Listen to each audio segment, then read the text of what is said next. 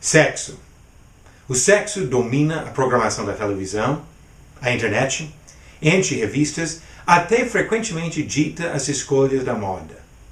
E mesmo quando milhões de pessoas estão perdendo suas vidas para AIDS e outras doenças sexualmente transmitidas, muitas pessoas continuam o jogo mortal de desobedecer à lei de Deus. Mesmo aqueles que buscam servir a Cristo são continuamente tentados a voltarem à sensualidade. Aqueles que proclamam padrões bíblicos de moralidade e de pureza sexual são frequentemente considerados antiquados ou defensores de princípios repressivos. O sexo é bom.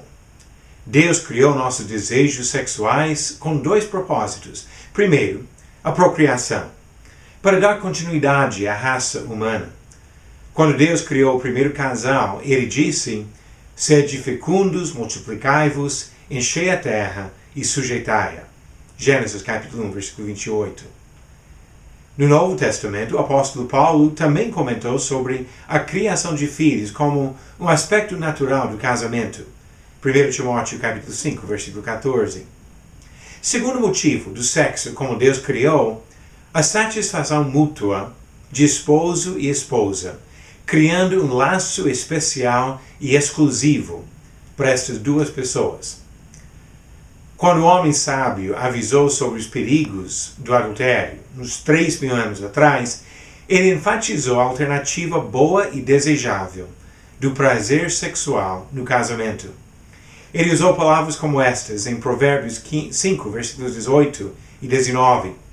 Alegra-te com a mulher da tua mocidade e embriaga-te sempre com as suas carícias.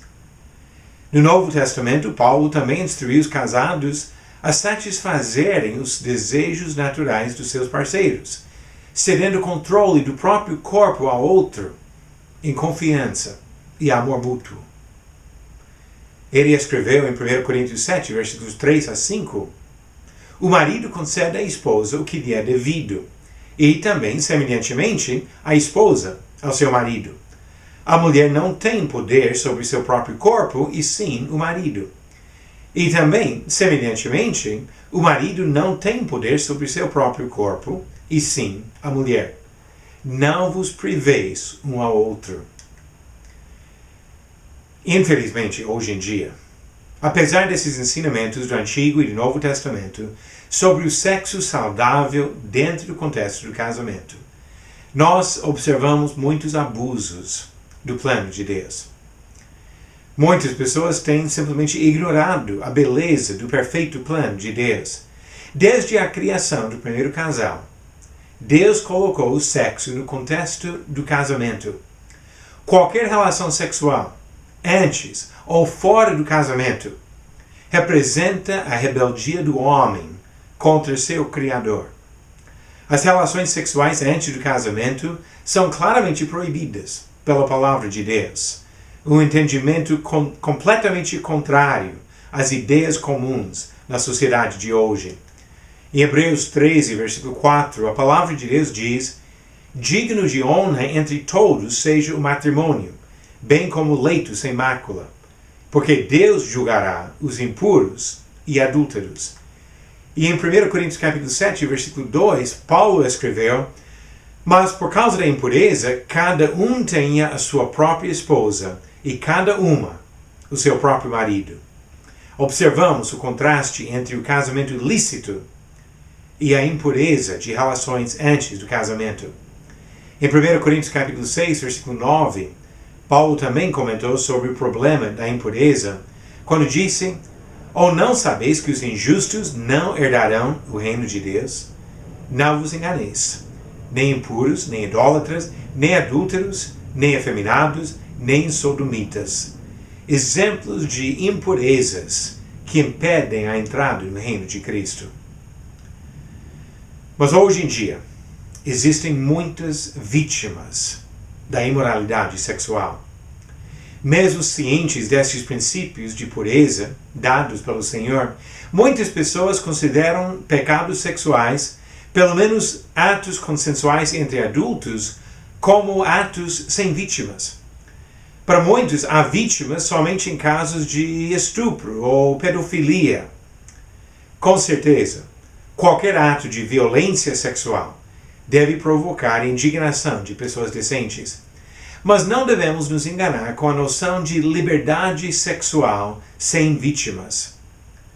O homem que pressiona sua namorada a ter relações sexuais não está mostrando amor por ela, mas simplesmente seu próprio egoísmo e desejos de satisfazer sua própria vontade.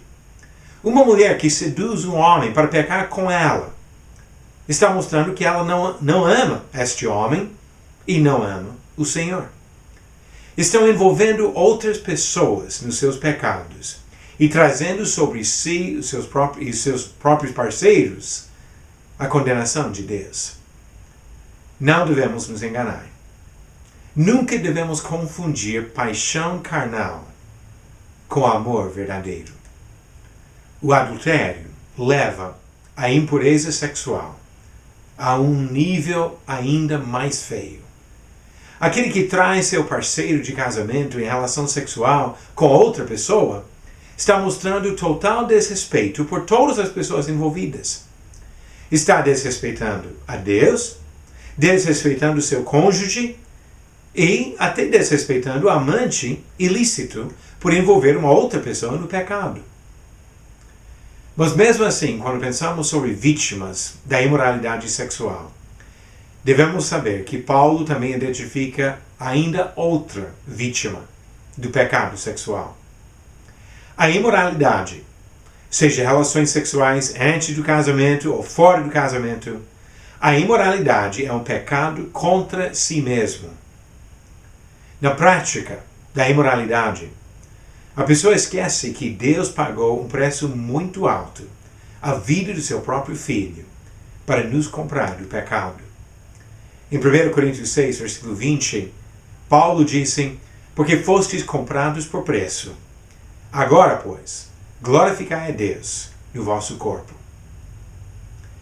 Nós vivemos num ambiente social que trata o sexo como se fosse uma atividade esportiva, algo para diversão, sem consequência nenhuma.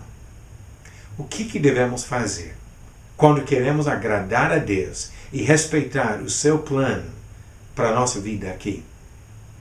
Primeiro, se você estiver praticando imoralidade sexual de qualquer forma, precisa parar. Peça perdão à pessoa ou às pessoas contra quem você pecou. E procure com humildade o perdão de Deus. Não seja enganado pelas atitudes de uma sociedade promíscua. A imoralidade sexual mata.